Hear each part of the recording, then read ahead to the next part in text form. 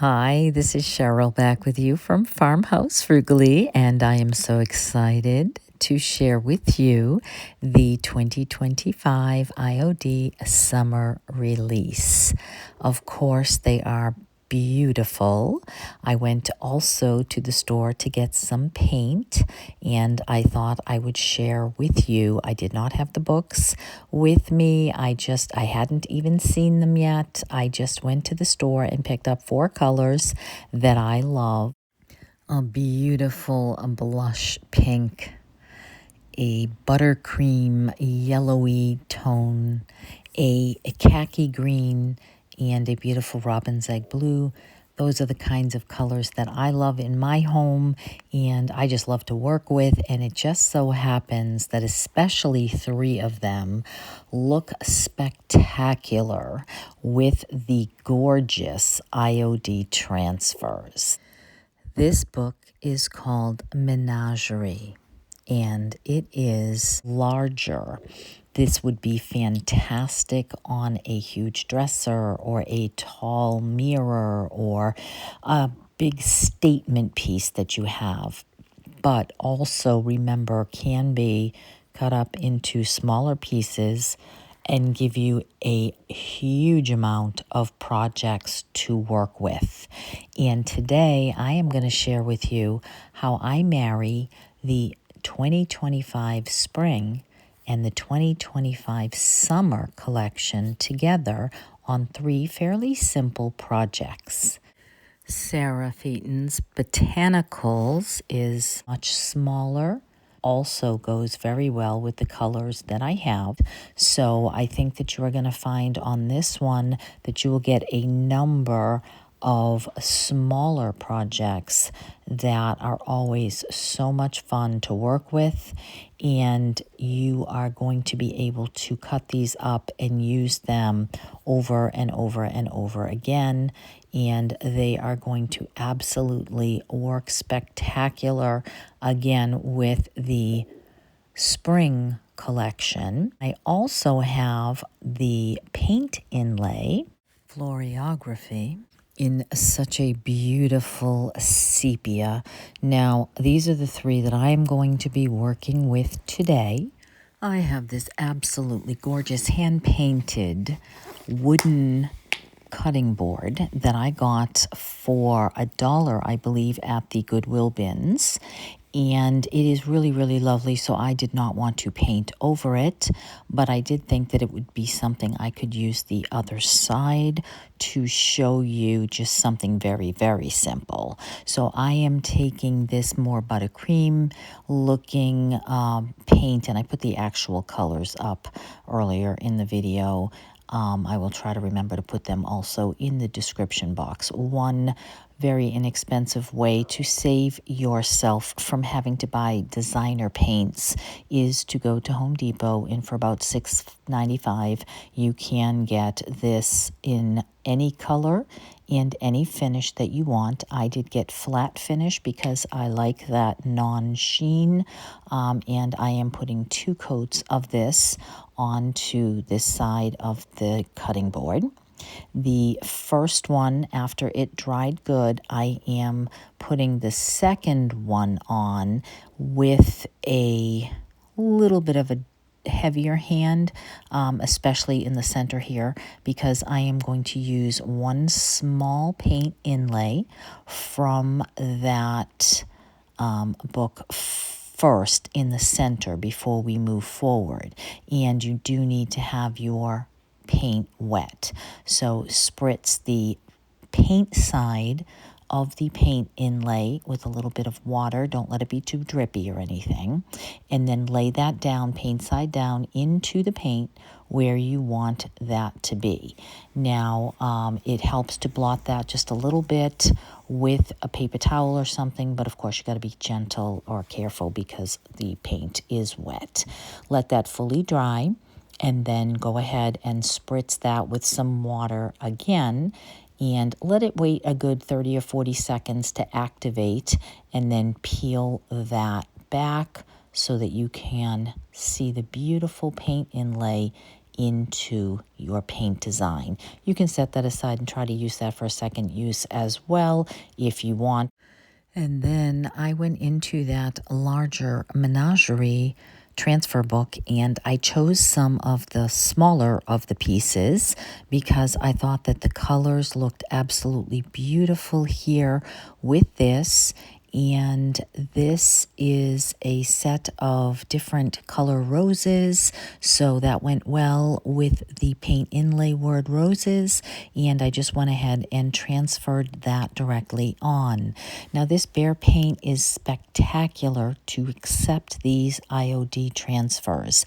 It does not take long at all to dry, and once it is dry you can transfer on without having to put a clear coat or without having to wait 24 hours like you have to with some of the chalk paints. So I think that this is a really good, frugal way to use these inlays on your projects, separating them to make this project very inexpensive, but also to save your paint. Instead of spending $20, $30 on designer paints, to just get this Behr sample and have them color it any color that you want. And usually that's right on the Home Depot counter at the paint center. And so I just added a couple of roses here to finish that off. And then because I absolutely love a distressed look here, took that out to my garage, used my sander especially over the edges and over the whole thing lightly to give that a more vintage feel. And then I am pulling out a combination of antiquing wax and clear wax here so that I can go over the edges, especially where I did that distressing. And I do not want to smear the paint inlay, so I'm trying to be very careful because this does take quite a bit of time to dry, at least overnight, and it is not overnight for me yet. So I'm just very careful with that paint inlay in the center, and I am just carefully adding that antiquing wax to cover that transfer and keep that looking vintage. I went through my laces, pulled out a couple different ones, and settled on this really beautiful thin piece with a piece of pink ribbon together to add to this. And I think that this came out very simple and very lovely. And you can see how absolutely beautiful it is next to the IOD Lover of Flowers transfer. And the others, this blue cutting board from the spring collection this year. So they are very complementary. Now my second project is this wine box I got on the good table at the dump, and it is a really nicely made one, and it holds 3 bottles of wine. So I decided that I wanted to keep it natural because I like the brownish sepia looking ink that is on the top of it. So I decided to take the spring cherry blossom stamp that I got this year from the IOD Spring Collection, and I am taking a Tim Holtz kind of distress ink color. I can't remember if that's Tim Holtz or if that's another brand, but it is more of a brown color to match what's already there. And I want this to be very subtle, so I am just taking bits and pieces of this stamp, and I am laying that on top of the wood, just onto the raw wood, and then I'm using the mask where I need to add on a couple more branches and limbs to make this look a bit fuller. And then I am going to add a few more branches on the side and a little bit more on the top right, leaving the top left alone. And then once I have the cherry blossom stamp as a backdrop, I am pulling out of the Menagerie transfer booklet for the summer collection a couple large branches that are somewhat similar to the cherry blossom. Now, if I had more time, I obviously could have added some of the clay from the cherry blossom mold as well. You could really get very creative, especially if you have a large piece.